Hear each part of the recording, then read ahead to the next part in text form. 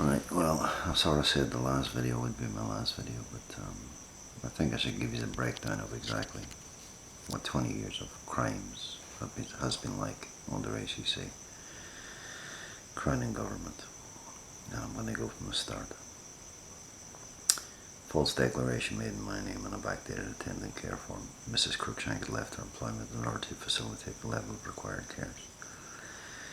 My honesty over the matter and wanting it corrected led to my being served trespass notices and being threatened and intimidated by private investigators at my home in Morningside, where I was living at the time. And then the private investigators collecting all the number plates of my vehicles and everything else. And I called police to make a complaint, and I was told that I was the one who had threatened somebody. And so nothing was done about it. I was literally smoke screened over any accountability or justice or anything else. That led then to lots of stalking and harassment from private investigators 24/7. That led to stalking me and my ex-wife. And at that time, we didn't have a baby at that time. We had the baby later on. And I went through 3 years of going to an ACC office, and I'd be getting intimidated and bullied and abused. Standover tactics. This was later on. And then after 3 years, well, after a year, I got David Hepbury involved to address a lot of matters, and he wrote a report, and then that led to a Queen's Counsel investigation 3 years later, 3.5 years later. But for those 3.5 years, I was singled out, isolated, had my rights and entitlements suspended illegally and unlawfully with criminal intent. And then David Hepbury would get them reinstated after making agreements with ACC, so the actual crime was not actually addressed. The matter didn't go to review or appeal because they knew that their actions were illegal and unlawful. And this is what ACC does. It makes deals to stop your entitlements. These are all part and parcel of provocation and giving you hardship in your life. You can't afford to pay your bills and can't afford to pay your rent. And they do it for months at a time. And that's the type of behaviour that McGreevy got up to, getting everybody to literally single me out. I'd go to medical appointments. He'd put private investigators outside medical appointments trying to claim that I was risky and dangerous and all this shit. After 3 years, I got they accused me of making bomb threats as well. And that turned out to be a load of shit too. They accused me of following their staff home in a car. That turned out to be false as well. Because I knew exactly where I was at the time on the day that they accused me of doing it. And it backfired on them big time. They then, what else did they do?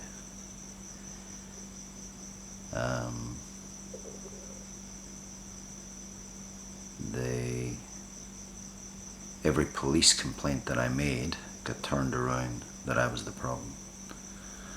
And I made maybe, 20 or 30 different police complaints in the first 3 years. But once it came to Ailsa Duffy, then they sent me down the path of psychiatrists. They invented the brain injury, they invented the mental illness. And then they had my life violated and raped right back to childhood, nothing to do with rehabilitation. If I declined to do the psychiatric evaluations, I was under threat to have all my rights and entitlements suspended at that point in time again. So I literally was forced to, I was held criminally to blackmail and ransom to see a forensic psychiatrist. And then that moved into having to get evidence of who I was as a human being, having to get my friends and my family to testify for me to a forensic psychiatrist. His name was Reese Tapsell. and he was told exactly what I was being subjected to, and he wouldn't put any of it in his report. His answer when he said, "I'm not a lawyer." I says, "Well, what are you doing violating and raping my fucking wife?" And his answer was, "I'm just doing what ACC has asked me to do." I says, "Under what grounds of rehabilitation does this represent?" "Oh, it's got nothing to do with rehabilitation. It's got to do with ACC has asked me to do this assessment. I don't know what part of rehabilitation this represents." So that's the type of behaviour that you have to put up with. So then I had the Queen's Counsel investigation.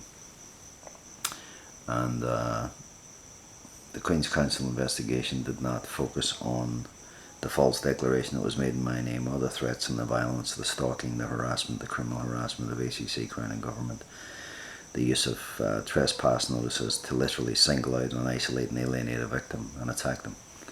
It focused on a conversation alleged by Gerard Mc Greevy that he had a conversation with me in relation to a $20,000 payment that was made to my ex-wife at the same time that they made the false declaration in my name on the backdated attendant care form. My view is that that alleged conversation never ever took place, and the evidence proved that because there was never ever a telephone record of it. I asked for all the telephone records when it was alleged, because Gerard Mc Greevy lied through his teeth from day one. And it turned out in the Queen's Counsel investigation report that there was no evidence of any such conversation, and it was impossible for it to ever take place. My view is he paid the $20,000 because he knew he wanted something to hide behind, and he could allege a conversation. I think he set it up pretty badly actually, but that's another issue. So then after that was proven, they had to literally take my case back, and then Mc Greevy started with all his criminal harassment again and getting his staff to threaten and intimidate and bully and abuse, single me out, isolate me, and save me fucking trespass notices again. This was all in relation to, and he tried to put the worst case manager in the history of ACC onto my case. And it turned out that he put the worst team of case managers of ACC onto my case. And apparently they weren't even ACC case managers, they were case managers of another company that was subsequently closed down. But that led to more threats and more intimidation, more criminal harassment, putting up the pressure when he was caught out on the lies over a conversation that didn't take place. Mc Greevy then went on this rampage of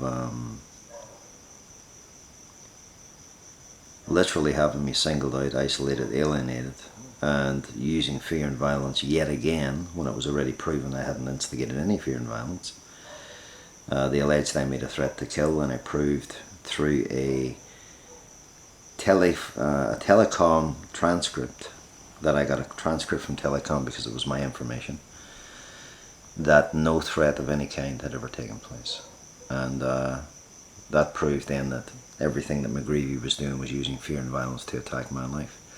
What I don't understand is why the guy was never ever sacked after the Queen's Counsel investigation report, but I'm even more confused why the Queen's Counsel didn't start with the false declaration that was made in my name in the backdated attendant care form that criminally compromised me in the first place, and that sent my life into this path that is now 20 years of trauma, abuse, threats, intimidation, violence, kidnapping, violation and rape of my life, setting me up for crimes again and again and again. But after the Queen's Counsel investigation report, Mc Greevy then set up his own mediation, and ACC alleges they knew nothing about that mediation process, that Mc Greevy did this on his own using a guy called Mike Spraggan. And after the mediation broke down, I went into ACC to ask some questions, and I was threatened and intimidated, abused. I went to the police station and I made criminal complaints in relation to the threats, the intimidation, and the standover tactics of ACC. And all of a sudden I was given a trespass notice from ACC, and I was advised that that's their place of employment, they can do whatever they like. And they sent private investigators again to my home to serve me a trespass notice. I went back to the police station to ask why I was getting served the trespass notice for making a criminal complaint against ACC staff and management. And the police officer said, if you don't go away, I'm going to give you a trespass notice. I says, give me a trespass notice. He goes, you're trespassed. I says, give me the notice. He wouldn't give me the notice. He says, if you don't leave, I'm going to arrest you. That's the kind of threats and intimidation you had to put up with. And then within weeks of that happening, Mc Greevy was applying for a restraining order against every ACC staff member within ACC because of his threats, intimidation and violence and criminal provocations. And so all of a sudden I end up in court, and Mike Heron ends up threatening me in the court. The first thing he did was he stole my video camera off me and tried to prevent me from video recording what he was with his threats and intimidation. And he advised me, you better watch your back, sunshine. He turned around in the courtroom and poured the water from my desk into his glass, not from his own desk. This is all part and parcel of how these criminal provocateurs tried to work. So anyway, Judge Githis was the judge overseeing the case that day. And he said, oh, I wasn't in the courtroom when this threat took place. And I says, it's on the video camera, have a look at it. And anyway, he was allowed to steal my video camera, and he was allowed to threaten me in a court of law in front of witnesses, security guards to the court. And anyway, we went through this civil process of restraining orders. Mike Heron and the Crown and the government, they wanted me just to accept not arguing any points of the case. And I was literally bombarded with this ACC themselves trying to turn themselves into victims, while they were the aggressor, the threatening, the intimidating, violent thugs. I never ever breached any of their trespass notices, ever. I was literally accused of being aggressive, threatening and intimidating, all on hearsay. My frustration was classed as aggressive frustration. These people were making it personal at all times, and I wasn't allowed to vent in any way or ask a question. I was being suppressed, singled out, isolated and alienated at all times. And in the court, I asked Mc Greevy on the stand, well, why did you not take the matter to court if you're still claiming you had a conversation with me? His answer was, I should have. But he actually committed perjury in that court case. And Judge Robinson was the one who actually overseen the court case when it actually took place. And he gave them 3 restraining orders for this load of bullshit. I mean, ACC spent hundreds of thousands of dollars on that case trying to get restraining orders. But this was all part and parcel of Mc Greevy trying to slander and label and defame me using fear and violence. And he literally, he spent a couple of hours on the stand, like, but I wasn't feeling, I was representing myself, and I wasn't clued up to exactly what was actually going on. I didn't actually realize it was a slave trade. I didn't realize how many people were involved in this criminality and corruption and abuse, threats, intimidation and violence. I didn't realize that New Zealand was run by so many dishonest fuckers in all my life. So after the restraining orders, I didn't breach the restraining orders either. But at the same time, I never had anything to do with these people ever again anyway. So my case was then moved to Wellington, and that's where it sort of remained ever since. And they controlled it all in from their head office and through all their lawyers and everything else. And then in 2006, Jan White had a meeting with me. They begged me to have a meeting at the Ombudsman's office. But for those next 2 years after the Queen's Counsel investigation report, I was stalked, harassed, criminally harassed with private investigators. I was placed into situations of entrapment continually. I was literally being backed into my home and, you know, literally having my life attacked by this bastard continually through ACC, and the police did nothing about it. Literally, they can, when you're under the slave trade, they literally have ownership of your life and they can do whatever the fuck they like to. So in March of 2006, after they'd all had a guts full of all the rubbish that went on, they begged me to come to a meeting at in the Ombudsman's office in Wellington, and they flew me down there, and they had video cameras in the fucking hotel room, right? Because when I went to lay in the bed, they literally, you could see the big footprints on the bed sheets, and I knew for a fact there was something in the ceiling. So don't ever stay at any of ACC's fucking hotels, I'll tell you that now, because they're video cameraing you all the time. And that's how these lowlifes fucking work. And when I got to the Ombudsman's office, I stated exactly that. What would big footprints be doing on a pillow? Exactly. Someone left their dirty footprints on the fucking pillow. Which means someone had to be standing on top of the bed, literally putting a camera above the fucking bed.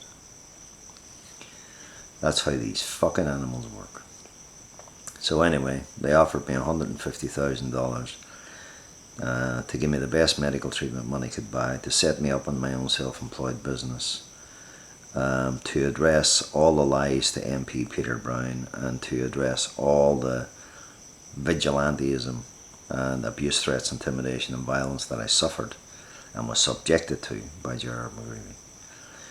And to be given a third party that was fully experienced at rehabilitating people and all the rest of it. So it took me 3 months to accept their agreement after I discussed it with my family. And I said, I've got to move on. We have to move past this. We have to get into a positive situation again. We need to literally try and put all this shit behind us, get my health and well-being back to the best it can be, get my strength back to the best it can be, get the injuries addressed to the best they can, and then I've got the opportunity then to set up my own self-employed business. And I accepted their agreement. And little did I know that I was selling my life down a fucking river, and I was going to be held criminally to blackmail and ransom through this agreement. That Mc Greevy, it turned out that the third party had no experience in rehabilitation of any kind. Mc Greevy's only intent for the third party was to continue to attack my fucking sanity and to continue to violate and rape my life. They call it counselling, I call it fucking, what the fuck is this shit? You're not addressing anything. You're not achieving anything. You're not addressing my fucking injuries. And then it turned out that these people had a conflict of interest because they were counselling all of ACC staff. And then they were literally doing fuck all in terms of rehabilitation. They didn't even have a rehabilitation plan in place. So it turned out that this third party was only being used. In 2005 I was told to go out and try and motivate myself. And I became friends with a lady called Ann Parsons. She had a friend who was an ex-cop called Glenn Simmons. And literally Glenn Simmons was a fucking shyster, that boy. You know, he was up to no good, and Diane Parsons was going through a divorce and all that, so I felt sorry for her. But I gave her some advice on how to do work, and I introduced her to some of my friends to do some work for her. And then all of a sudden I'm being accused of fraud. So at the agreement in 2006, in 2005, that's when I became friends with Diane Parsons.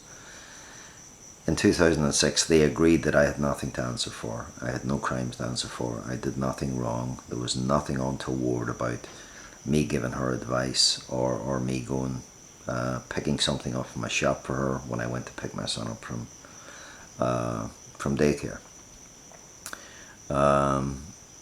You know, you would give anybody advice. You'd give any friend advice, you know. And at that point in time, I was going through a bit of a hard time with my ex-wife. And Diane Parsons let me stay at her house, and she was having it painted, and she was having work done to her food court. And then all of a sudden I've been accused of contracting out all this work and doing all this work. She even bought a business card in my name, I was never a painter. I've always been a carpenter joiner by trade. And painting is not my cup of tea. I can't even stand the bloody smell of it. So anyway, I'm being accused of all this bullshit. And in 2006, they said, right, you've got nothing to answer for. Blah, blah, blah. By December 2006, I was then being accused of fraud after them saying you've got no crimes to answer for. And this is all done and dusted. We've got the agreement. What happened before June 2006 is no longer relevant. And that was the whole point of signing the agreement. So all of a sudden they're able to go back to 2005 and accuse you of crimes and set you up for crimes. And then what happened then after that was I was literally being attacked then by alleged fraud by a guy called Marty Woolerscroft, who's the same person who did the standover tactics for ACC. He said he was an ex-cop. He used to work, you know what I mean? It turns out that he was never a cop. It turns out he was the biggest wanker that ever walked, and the biggest liar that ever walked. Standover tactics and everything else. So anyway, that led to me being accused of fraud. And then all of a sudden, on top of that, then the police called me in for an interview shortly after that. Oh, I appeared in court, and the judge said to me, she goes, I wish you had a lawyer. And I went, a lawyer? And I just laughed, and I said, I haven't met an honest one yet. And I was serious. And all of a sudden she goes, I would lock you up today. She was just a threatening, intimidating bitch. She wasn't a judge, she was just a gangster, if you ask me. And the Crown lawyer was Todd Simmons, an absolute tosspot. You know, one of the lowest forms of scum you'll ever meet, actually. And I had a representative, a lawyer who wasn't worth a shit. And then I got to change the lawyer to David Hoskin. And, you know, in the end, it turned out that he was selling me down the river as well. And but he admitted it was a criminal conspiracy against me. And it literally turned out that after that, I didn't appear in court the second time. I wasn't feeling it. I got David Hepbury to appear in court on my behalf. And then they put a warrant out for my arrest. Mistake number one, not appear in court. So then I have to ring up the police to come pick me up. And all of a sudden, like within a short time after that, oh, they took me, I mean, they attacked me in the back of the police car. And that's when I had no feeling from head to toe, and that's when I collapsed in the what do you call it house, and then I got bailed shortly after that. And then within weeks after that, I'm getting accused of threats to kill, criminal blackmail, criminal harassment, all instigated by Gerard Mc Greevy again himself. Literally trying to bury my life in all these malicious, belligerent charges. And the police declared it an act of war against me just before these charges took place. I didn't know anything about the secret meeting at Parliament on the 20th of June 2007. That was the day I was attacked in the back of the police car, actually. The same day I got arrested. So, you know, this was all pre-planned and premeditated with criminal intent to do so. And I went through their, they put me in prison then under the alleged threat to kill, alleged criminal blackmail, alleged criminal harassment charges. No evidence to even support any of the charges. They were as bogus as the day is long. And they put me in their custody for 6 weeks and threatened and intimidated, bullied, abused me. Pepper sprayed me when I was in police cells at the courts for asking for a cup of tea. The more polite I was, the worse I got treated. These people did not want a polite, kind, caring person. They wanted someone to be aggressive, threatening and violent. I wasn't any of that, nor did I have any intentions of falling into their trap. So I had to take all the criminalities and all the abuse and all the violence that they actually put me through. I had no help even from my own lawyer, David Hoskin. He did fuck all, even when I got pepper sprayed. He did nothing.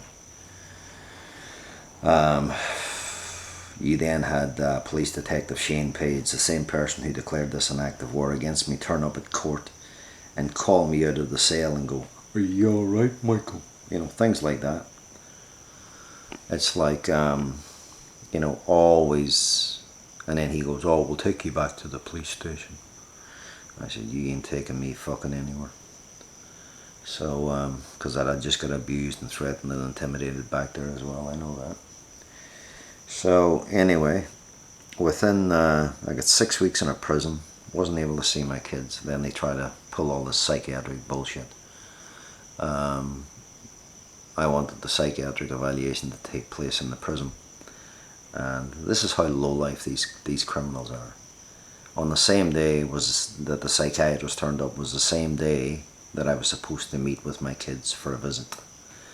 So I had to make a choice, and I was told, you can either make a choice, you can either see your kids or you can have the psychiatric evaluation today. I said, well, I'll tell you what, I'll start the psychiatric evaluation, I'll go and see my kids, and then I'll come back and finish it. Oh no, I don't have that time. So I was literally being fucked around by these people in positions of power. And they were making me make a choice between my kids and them. Well, you'll have no even doubts about what I chose. I told him to fuck off. I was going to see my kids. And that's exactly what I did. And because I did that, they then sectioned me under the Mental Health Acts to have me placed in the Mason Clinic for 14 days and 14 nights. But they actually put me in for 15 days and 15 nights. A day longer than the law allows. And all they did was oversee me, patronise, you know, condescend. It was like mental fucking torture, putting up with their bullshit. So anyway, that is the type of behaviour that you have to put up with. And you know, while I was in prison, I called on the IPCA as well, and they came into the prison and told me I better shut my mouth, I better keep quiet, and they wouldn't investigate any of my complaints. The police who attacked me in the back of the police car accused me of resisting arrest. How do you resist arrest when you can't even fucking walk, and you've got no strength? You know, you suffer fatigue all the time. You can't run, you can't do anything. And I'm sitting in the back of the police car, and because I wanted to get out and have a smoke, and I put my hand on the handle, and he just jumped on me, and that's when he really fucked my neck. And then they dropped the charges over the resisting arrest, because they knew the evidence would prove. My ex-wife could actually testify to how they were jumping on me in the back of the police car. And it was fucking ridiculous. I'm not joking. They were just animals. You know what I mean? It was, one of them didn't have a clue. The other one knew exactly what he was doing. He was a little bastard. And I hope he gets fucking karma one of these days. I hope they all get karma these days. So, but anyway, I was literally dragged through the criminal justice system. Literally placed under bail, and then had to report to a police station 3 days a fucking week. For what? For what? For bogus fucking charges that the evidence proved were all bogus? So anyway, and they literally had me, everything was to cost me money, cost me time, back me into a corner, threaten and intimidate me, bully, abuse me, and victimise me from start to finish. And after I had the court case, the court hearing, oh no, actually I got arrested again after that. I didn't report one Friday, and they held me in custody until the Monday morning again, and I got bail again. But I rang them up to say, you know, I'd overslept, I'd taken a medication, and I'd overslept until 7:05, and that was from about maybe 8 a.m. in the morning. So, you know, I couldn't even fucking report it anyway within the time. But I slept for almost 12 hours. And that's just with fatigue and you know what I mean. It's, yeah. And that's what the attack on the back of the police car actually did to me. It left my body completely fucked. So, so then they arrested me and they held me in custody for another 3 days. Because I was under the High Court charges, and then at the trial 2 weeks later, and I got found not guilty of all charges. Not guilty of threat to kill, not guilty of criminal blackmail, not guilty of criminal harassment. How can you harass somebody when you're nowhere fucking near them? How can you make a threat to kill when someone else instigated their own threat to kill? And the evidence proves it. And they also committed perjury in a court of law, and they weren't held criminally to account for it. And what was it? The criminal blackmail? Jan White stated that my life could never, in March of 2006, said ACC can never be involved in the management of your claim ever again. So when they took my case back to under ACC, I said, get my case out of ACC. They declared that criminal fucking blackmail. Can you believe that shit? So that is the criminality that you have to put up with. And during all this time, you know, even after the High Court trial, and I was found not guilty of the malicious charges and the malicious allegations. And Shane Page turned up to my ex-wife's home on a Saturday morning, about March 2009. Him and a few of his colleagues. Oh, we're just checking up on people who are in trouble with the police. And I said, I'm not in trouble with the police. The police are in trouble with me, since you declared this an act of war against me.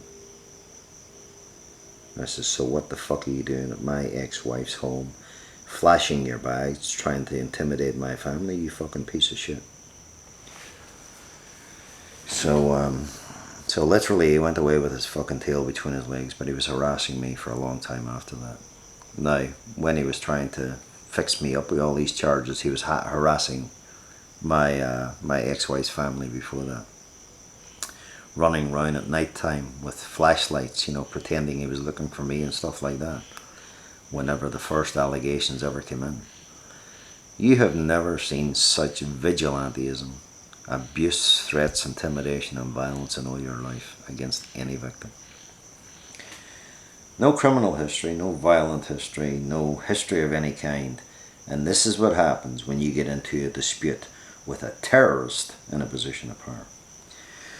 So anyway, I had to wait then another year, I think, to have the alleged fraud charges brought against me. And the signing of my medical certificate. Now, the signing of my medical certificate had to do with, I never ever signed my medical certificates. Dr. Brett Roach said to me this day,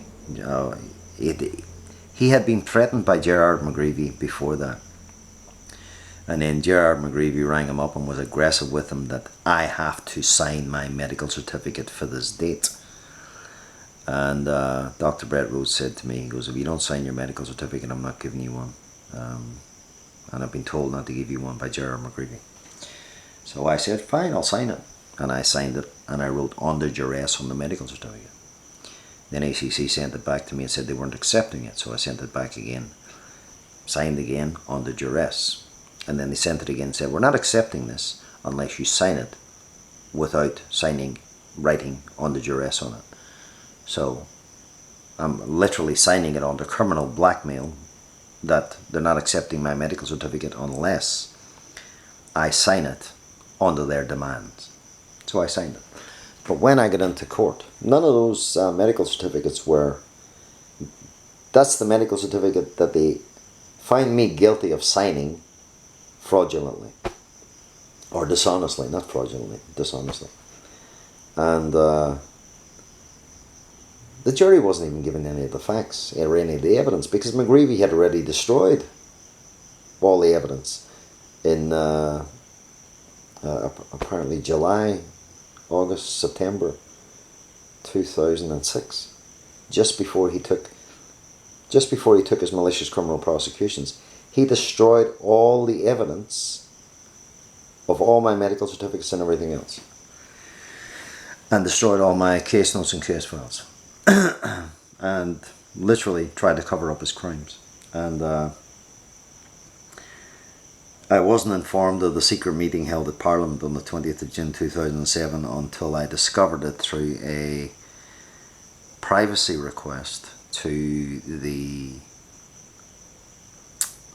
Mason Clinic. That's where they held me for 15 days and 15 nights.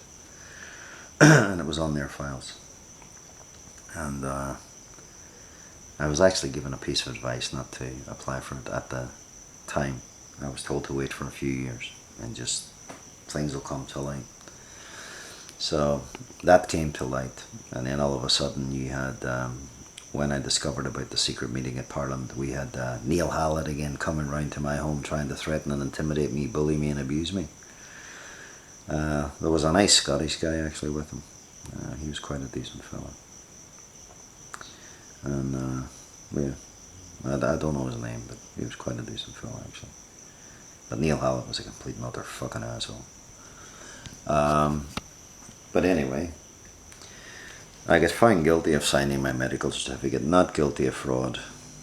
And that was because the ACC had told me to go out and motivate myself, and then tried to accuse me of a crime, and then tried to say that I was running my own business, and tried to say that you've never seen so much manufacturing going on a case in your life against any victim. It's bloody ridiculous. And then the Court of Appeal then later on denied me the right of appeal because David Hoskin fucked me over on the right of appeal over the medical certificate to argue the points that he didn't argue even at trial. He never even brought up anything about the medical certificate at trial. He literally had let the jury decide. It literally left it so the jury couldn't find me innocent of signing my medical certificate. And so literally then they gave me 4 months home day for that. I was threatened and intimidated and bullied and abused all the way through the trial by the judge, by the lawyers. I even had police officers come into the court and criminally harass me in the court and point at me in front of a jury. These people are the lowest forms of scum on the planet. There is no extent to how these criminals actually work. They stop at nothing. They wanted me found guilty of everything they possibly could. They were fucking under panic. Because if I had to get found not guilty of all the charges, then they were fucked. But they found me guilty of using... So then they tried to turn me signing my medical certificate into this massive crime and literally trying to hide behind it. So the judge gave me 4 months home detention. In other words, back under his vigilante actions. He should never have been on the trial to even begin with because he had already threatened me before that. He was the one who also had me sectioned, that piece of shit. What was his name? Perkins. Yeah, Judge Perkins, I think his name was. And then he got a nice promotion then after he did all his dirty work. He advised David Hoskin that if I spoke in court during sentencing, that instead of giving me 4 months home detention, he was going to put me in prison for 2 years. He tried to charge me $5,000 for a fraud that didn't take place, and then they ended up having to pay it back to me after I went to the ACC review and appeal. Because their actions were illegal and unlawful with criminal intent again, and they still weren't held criminally to account for it. So they had to reverse the fraud that they were trying to commit from the criminal case to that of the civil jurisdiction where I owed them nothing. And then soon after that, after all that was over and done with, I did my 4 months home day. They were back to their harassment and stalking and slandering and labelling, defaming all over again. And then they suspended all my rights, entitlements, rehabilitation, medical and treatment needs for 4 years under the term of I was being non-compliant because I wouldn't give them ownership of my privacy rights. And then they literally, the judges in the review and appeal process kept making the wrong decisions and weren't making the decisions correctly. They were acting as corrupt and as criminally as the day is long. And then when they gave me back all my rights and entitlements in 2014, they charged me a 14% extra tax on it. Since then, they've had me singled out, isolated. They had me under siege in my own home. It was a council home, actually, in Beach Haven. I've never lived in Beach Haven. I would never live there again, actually. The house was a shithole.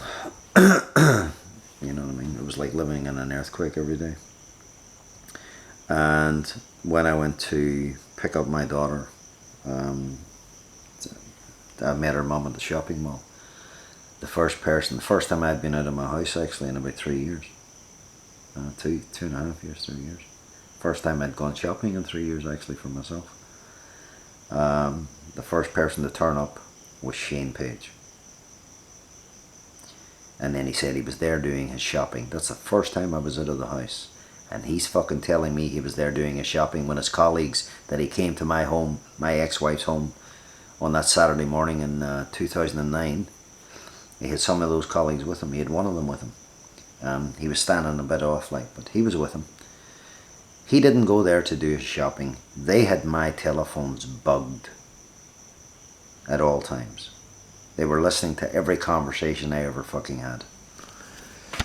So, that people, you knew they were listening anyway, because there was clicking and everything else. And then I moved out of the fucking house, and I decided, you know, they had Housing New Zealand carrying out all their abuse and stuff like that as well. And never treating you like a human being. They're always treating you with suspicion. They're always treating you like, oh, you're risky, oh, you're dangerous. This is how these people treat their victims. This is bullying, this is abuse, and this is violence. So that's a little rundown of what I went through for the last 20 years. I haven't had a meeting now for 13 years.